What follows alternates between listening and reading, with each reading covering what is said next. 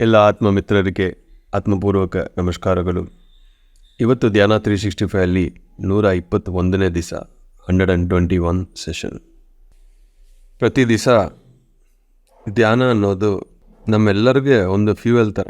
ಧ್ಯಾನ ಇಲ್ಲ ಅಂದರೆ ಈ ಭೌತಿಕ ಶರೀರ, ಭಾವನಾ ಶರೀರ, ಸೂಕ್ಷ್ಮ ಶರೀರ ಶುದ್ಧಿ ಆಗೋದನ್ನೋದು ಇಂಪಾಸಿಬಲ್. ಈ ಪ್ರಪಂಚದಲ್ಲಿ ಯಾರಕ್ಕೆ ಭಯ ಪಡೋದು ಬೇಡ. ಆದರೆ ಕರ್ಮ ಸಿದ್ಧಾಂತ ಅಂತ ಒಂದಿದೆ. ಅದನ್ನು ನೋಡಿ ನಾವು ಯಾವುದೇ ಒಂದು ಮಾತು ಮಾತಾಡಬೇಕಂದ್ರೂ, ಆಲೋಚಿಸಬೇಕಂದ್ರೂ, ಭಾವನೆಗಳಾಗಲಿ ಚೇಷ್ಟೆ ಆಗಲಿ, ಕರ್ಮ ಸಿದ್ಧಾಂತವನ್ನು ನೋಡಿ, ಲಾ ಆಫ್ ಕರ್ಮ ಅವಾಗ ಮಾಡಬೇಕು.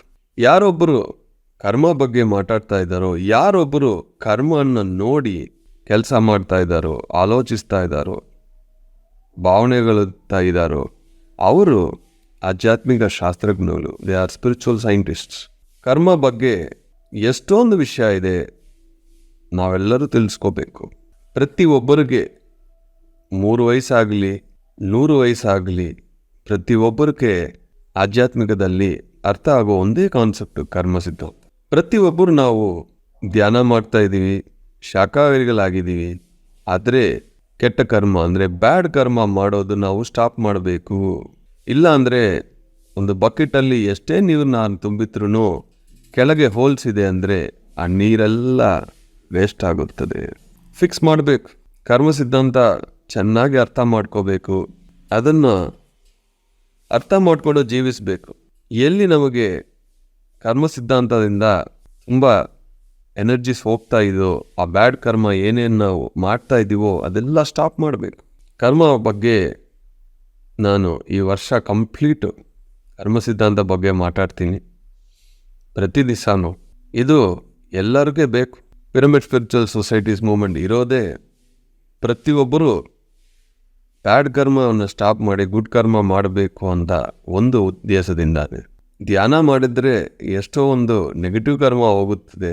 ಅದರ ಜೊತೆ ನಾವು ಪ್ರತಿಯೊಂದು ಆಲೋಚನೆ, ಪ್ರತಿಯೊಂದು ಭಾವನೆ, ಪ್ರತಿಯೊಂದು ಬಾಯನ್ನು ಬಿಟ್ಟು ಬರೋ ಮಾತುಗಳು, ನಾವು ಮಾಡಿರೋ ಕೆಲಸಗಳು, ಚೇಷ್ಟೆಗಳು, ಕರ್ಮ ನೋಡಿ ನೋಡಿ ನೋಡಿ ನೋಡಿ ಮಾಡಬೇಕು. ಸ್ವಲ್ಪ ದಿವಸ ಆದಮೇಲೆ ಅದು ನಮಗೆ ಒಂದು ಹ್ಯಾಬಿಟ್ ಆಗಿಬಿಡುತ್ತೆ. ಆವಾಗ ಸ್ಪಿರಿಚುವಾಲಿಟಿಯಲ್ಲಿ ತುಂಬ ಗ್ರೋತ್ ನಮಗೆ ಸಿಗುತ್ತೆ. ಪ್ರತಿ ದಿವಸ ಏನು ಮಾಡಬೇಕು, ಮಾಡಬಾರದು, ಏನು ತಿನ್ನಬೇಕು, ತಿನ್ನಬಾರದು, ಏನು ಆಲೋಚಿಸಬೇಕು, ಬಾರದು, ಎವ್ರಿಥಿಂಗ್ ಇಸ್ ಚಾಯ್ಸ್. ನಮ್ಮ ಚಾಯ್ಸಿಂದನೇ ಆಗ್ತಾ ಇದೆ. ಈ ಸೆಷನ್ಗೆ ಬರಬೇಕಾ ಬೇಡವಾ ಚಾಯ್ಸ್ ಇದೆ. ಯಜ್ಞಕ್ಕೆ ಬರಬೇಕಾ ಬೇಡವಾ ನಮಗೆ ಚಾಯ್ಸ್ ಇದೆ. ಶಾಕಾಹಾರಿ ಆಗಬೇಕಾ ಆಗಬಾರ್ದ ಚಾಯ್ಸ್ ನಮ್ಮ ಹತ್ರನೇ ಇದೆ. ಆದರೆ ಆಧ್ಯಾತ್ಮಿಕ ಶಾಸ್ತ್ರಜ್ಞ ಒಬ್ಬರು ಒಳ್ಳೆ ಚಾಯ್ಸ್ ತಗೊಳ್ತಾರೋ, ಕರೆಕ್ಟ್ ಚಾಯ್ಸ್ ತಗೊಳ್ತಾರೋ, ಆವಾಗ ಬದಲಾವಣೆ ಅನ್ನೋದು ಅವ್ರಿಗೆ ಸಿಗುತ್ತದೆ. ಸಮಯವನ್ನು ಉಪಯೋಗಿಸ್ಕೋಬೇಕು. ಇಲ್ಲ ಅಂದರೆ ವೇಸ್ಟು ಮಾಡ್ಬೋದು. ಅದನ್ನು ಚಾಯ್ಸ್. ವೇಸ್ಟ್ ಮಾಡಿದ್ರೆ ಮತ್ತೆ ಬರಲ್ಲ. ಅವಕಾಶ ಹೋಗಿದ್ರೆ ಮತ್ತೆ ಬರಲ್ಲ. ಯಾವಾಗಲೂ ಅವಕಾಶಗಳು ನಮಗೆ ನಮ್ಮ ಸುತ್ತ ಇರುತ್ತದೆ. ನಾವು ರೆಡಿ ಆಗಬೇಕು. When the student is ready the master appears ಅಂತ ಒಂದು ಕೊಟೇಶನ್ ಇದೆ.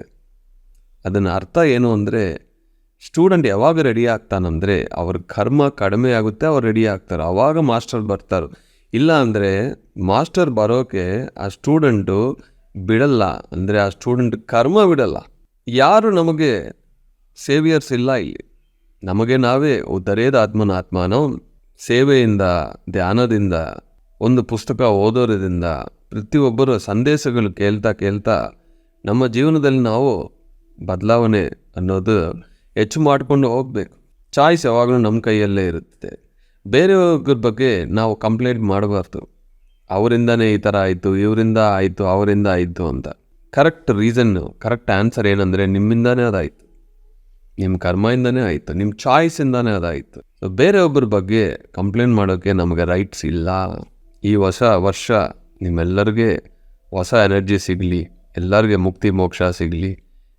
ಪ್ರತಿಯೊಬ್ಬರಿಗೆ ಕುಟುಂಬದಲ್ಲಿ, ಉದ್ಯೋಗದಲ್ಲಿ, ಸ್ಪಿರಿಚುವಾಲಿಟಿಯಲ್ಲಿ ಎಷ್ಟೋ ಒಂದು ಗೋಲ್ಸ್ ಇರುತ್ತದೆ. ಅದೆಲ್ಲ ಈ ವರ್ಷ ಎಲ್ಲರಿಗೂ ಸಿಗಲಿ ಅಂತ ಇಡೀ ಸೃಷ್ಟಿಯನ್ನು ನಾನು ಪ್ರಾರ್ಥನೆ ಮಾಡ್ತಾಯಿದ್ದೀನಿ. ಒಳ್ಳೆ ಧ್ಯಾನ ಮಾಡಿ, ಒಳ್ಳೆ ಸಮಯ ಧ್ಯಾನಕ್ಕೆ ಕೊಡಿ, ಕ್ವಾಲಿಟಿ ಲೈಫನ್ನು ಲೀಡ್ ಮಾಡಿ. ಬೇರೊಬ್ಬರಿಗೋಸ್ಕರ ನಾವು ಜೀವಿಸಿದರೆ ಅದು ಜೀವನ. ಎಷ್ಟೋ ವಿಷಯಗಳು ನಾವು ಕಲಿಬೋದು.